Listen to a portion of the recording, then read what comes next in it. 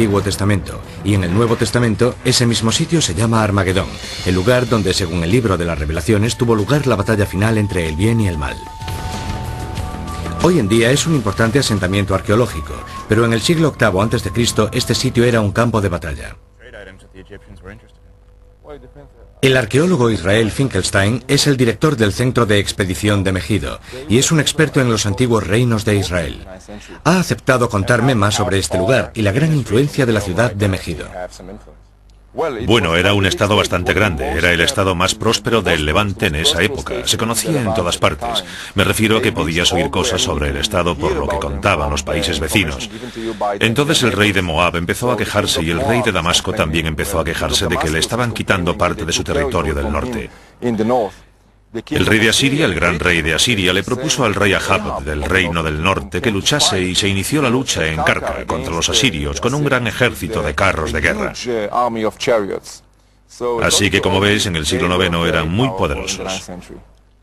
Entonces, has dicho que en este lugar vivían unas 1000 personas. Algo así. Fueron capaces de obtener tanto poder como para que los asirios, que eran los más poderosos de todos, le respetasen. Sí, no hay duda. Al principio, antes de que Asiria se convirtiese en lo que llamaríamos un imperio devastador, entre Asiria y el reino del norte había una buena relación, y durante un periodo de tiempo determinado incluso el reino del norte fue un aliado de los asirios. Por supuesto, un aliado más débil que ellos, pero un aliado al fin y al cabo, bajo la influencia de Asiria. Pero entonces, en la segunda mitad del siglo VIII, las cosas cambiaron, y los asirios solo estaban interesados en hacerse con estos territorios y gobernarlos. Al final, a los asirios se les acabó la paciencia y ya no toleraron a sus enemigos. Tenían la mirada puesta en su imperio.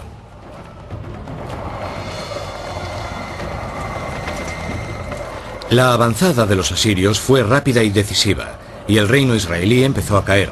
Todas las ciudades fueron derrotadas por el poderoso ejército. La Biblia denominó a Asiria como la tierra bañada en sangre. Israel Finkelstein cree que cuando los asirios conquistaron esta tierra, acabaron con el poder de las tribus de Israel.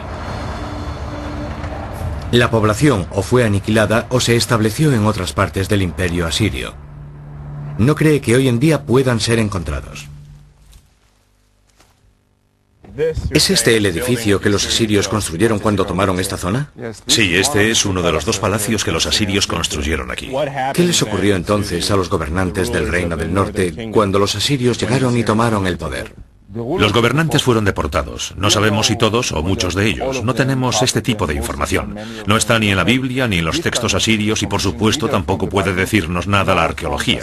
La arqueología no puede hablarnos de una persona en concreto, pero es muy probable que la mayor parte de esta población se estableciese en Mesopotamia. Entonces, quienes estén buscando a las tribus perdidas para recuperarlas y traerlas de nuevo a Israel, ¿solo tendrían que ir hasta Mesopotamia? Yo no creo que puedas ir a ningún sitio a buscar a las tribus perdidas. Quiero decir, yo sé distinguir entre lo que sabemos gracias a la arqueología, la historia, etc., y toda clase de leyendas populares que dicen una cosa y otra y hablan sobre las tribus perdidas. En mi opinión, no hay ninguna necesidad en absoluto de ir por el mundo buscando a las tribus perdidas. Me parece bien, pero la arqueología sí que ha demostrado que hubo gente que se fue de este lugar. La gente se fue y la gente también se murió. Algunos de ellos fueron deportados a Mesopotamia y otros siguieron viviendo aquí. Vale, puede ser probable, pero al menos al ver este lugar me hago una idea de qué tipo de comunidad había en los reinos del norte. Yo también. Israel Finkelstein me contó que el gobierno de los asirios duró casi 100 años y que en esos años se dedicaron a dividir a los grupos étnicos y a las culturas. Así que, si es cierto que ninguna de las 10 tribus perdidas podrían haber sobrevivido intactas, ¿qué pasa con los Lemba? Definitivamente, he visto algunas pruebas que demuestran que hicieron al menos parte del viaje que aseguran haber hecho, pero no puedo demostrar ninguna conexión con la Tierra Santa. Parece que aquí no queda ni rastro de ellos. Pero hay una prueba que los asirios no pudieron destruir. Si lo que afirman los Lemba es cierto, la prueba debería estar en su sangre. Ahora es posible examinar el árbol genealógico a través del ADN, y eso es lo que han hecho los científicos de Sudáfrica. Voy a regresar al lugar donde viven los Lemba actualmente para averiguar lo que hay detrás de este fascinante misterio. Doctor. He regresado a Sudáfrica, el actual hogar de los Lemba. Ellos afirman ser los hebreos originarios. Hemos atravesado todo el continente africano haciendo el mismo viaje que ellos aseguran haber hecho. He visto pruebas que demuestran que los Lemba eran comerciantes y artesanos y que ayudaron a construir grandes ciudades de piedra en Zimbabue y Sudáfrica. Pero como ya hemos visto, es muy difícil encontrar alguna prueba que vincule a los Lemba con las famosas tribus perdidas de Israel. Pero aún no he terminado. De hecho, puede que existan pruebas concluyentes que respalden su ascendencia judía. Por eso he venido a Johannesburgo. Científicos de aquí, de los laboratorios del Servicio Nacional de Salud, han analizado los perfiles genéticos de los Lemba y sus tribus vecina, los Benda y los Bantú, y han obtenido unos resultados muy interesantes. Hace muchos años oí hablar de los Lemba. El doctor Trevor Jenkins es especialista en genética y lleva los últimos 20 años estudiando a los Lemba.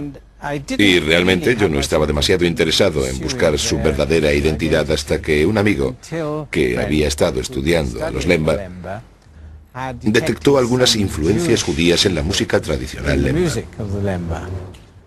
Entonces la música los diferenció de la gente de su alrededor, y eso fue lo que te impulsó a estudiar su genética. Sí.